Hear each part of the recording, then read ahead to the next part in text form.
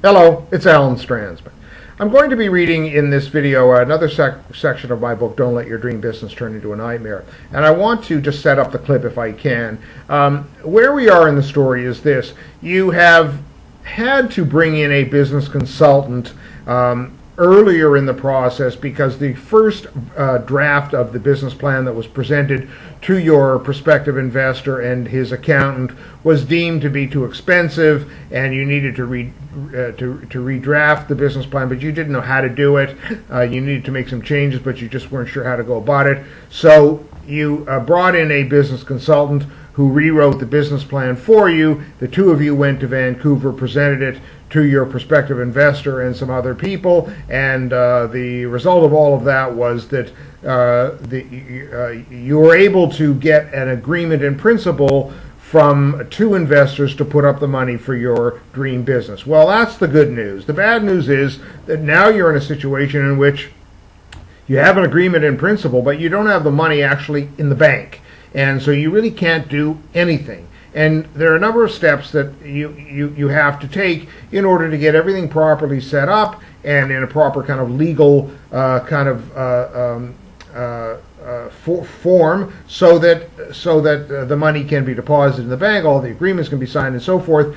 And you don't know how to do this, and there's no money set aside to get you through this stage, and you want to continue to work with a business consultant, but he's asking for more money than is available, and since he was the one that wrote the business plan in the first place, your feeling is that he has kind of screwed you by not anticipating that you would need the money to get through this very crucial stage. So your relationship with your business consultant, who is both a vital part of the process at this point, but also someone that you don't really trust because he's a bit of a snake oil salesman, is quite a contentious relationship. And some days or weeks ago, you've basically had a falling out, a confrontation. You've kind of walked away, so he's kind of lost an opportunity to work with you, and you've kind of lost the kind of right hand person that you need, so it's a bit of an impasse.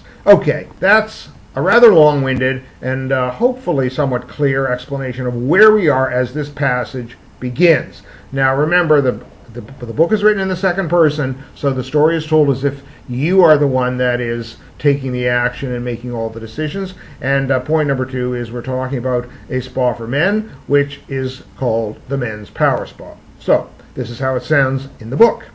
The Men's Power Spa is not about creating a single 1,100 square foot facility in Toronto. It's about creating a small, replicable model of a spa for men, and then expanding it around the world with either a chain of owned and operated spas or a franchise operation. That is the vision. That is why you need partners with deep pockets. And that is why, despite the fact that you've always suspected that he might be totally full of shit, you've also felt that the consultant might just have the experience and expertise that can help you achieve your vision. And you know that the spa consultants that you have dealt with before don't. And that's why when he phones you a few days later, a rare gesture, as he prefers to communicate via email, invites you to meet with him, you accept. If he's prepared to provide the services you need on your terms, you are prepared to go forward.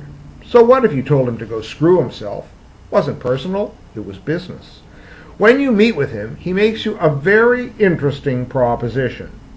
When the Hall of Fame catcher Johnny Bench was at the height of his career, he tells you, he had a meeting with the owner of the Cincinnati Reds to discuss a new contract. Bench was a great player, but he wasn't comfortable placing a value on his own services, so he offered to let the owner of the team decide what he was worth. I'll play the best I can, he said, and you can pay me whatever you think is fair.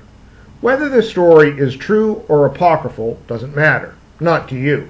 What matters to you is that the consultant is prepared to provide all of the services that are needed to get your dream business up and running, starting now, for the flat rate of $30,000, which your partners have already agreed to, and to allow you and your partners to decide how much of a bonus he deserves once the spa is open. Where are you going to get a better offer than that? You accept his proposition and you shake hands. It isn't personal. It's business. There'll be no more wrangling with him about money. It is now only about the business. And in all future discussions, you will refer to this arrangement as the Johnny Bench deal. This is a section of my book, Don't Let Your Dream Business Turn Into a Nightmare. If you would like to find out more about the book, I invite you to visit my website, www.mybusinessnightmare.com. Thank you.